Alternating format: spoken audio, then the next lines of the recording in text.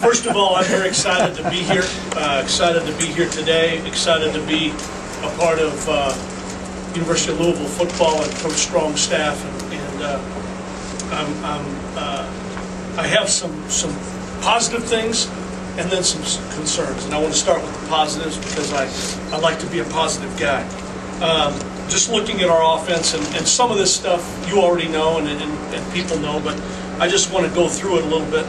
I think some of the strengths, some of the positives. First of all, wide receiver.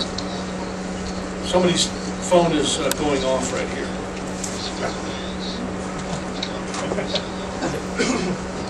It's probably me, Rocco. Somebody's phone is playing back Dr. Martin Luther King back out. Anyway, the positives on offense. First of all, I'd have to say the wide receiver position. Josh Bellamy, Andrell Smith, Michael Lee Harris. Even though Michael Lee Harris has not played much here, had some injury issues, we expect big things out of him. Damian Copeland, another guy. And then there's a couple of freshmen that you're going to hear about at the receiver position.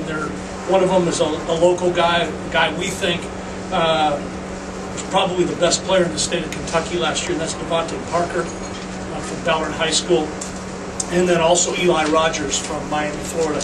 Those two guys, I think you're gonna see and hear about them a lot in the future, and we're very excited about those guys. Tight end position, Josh Chichester has moved last year. He played kind of a hybrid between a wide receiver and a tight end. He's moving into the tight end position this year, and that's a positive. He's given us a lot of leadership. He works very hard. That's a positive. The running back position, you look at with two guys, two good players in Vic Anderson and Jeremy Wright. We feel very good about those guys. So those are what I would say the positives and the things that I look at as being real positives going into this season. The concerns or the question marks. The first one is the offensive line, and everybody knows about that. We go from last year having 6 seniors in the offensive line. We started 4, but we had 6 that played. And the fact that really the only returning starter is Mario Benavides, our center. That's a positive, but it's also a concern, the fact that we are replacing 4 starters. A guy that played a lot last year, Alex Cupper, will play one of those positions. Ryan Kessling, who's a senior this year, will be playing one of those positions, I think. Jake Smith, Cam Joyer, and Hector Hernandez are also some guys that could play in the offensive line. But we're in the process right now of deciding who those guys are going to be and developing them. The next concern or question mark is our quarterback position, and I think that's something that everybody sees on the outside. First of all, Will Stein,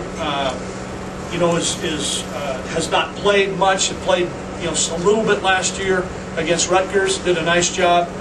Played previous to that, some the year before, and then Teddy Bridgewater. And we think both those guys are very good players. We don't have a whole lot of depth in the quarterback position. We think both those guys are very good players. We think both of them will play. How that's all going to work itself out will be determined during training camp as far as who the starter is and how that's going to work, but we do expect to play both those guys. I think another concern, another question mark is the depth of the tight end position.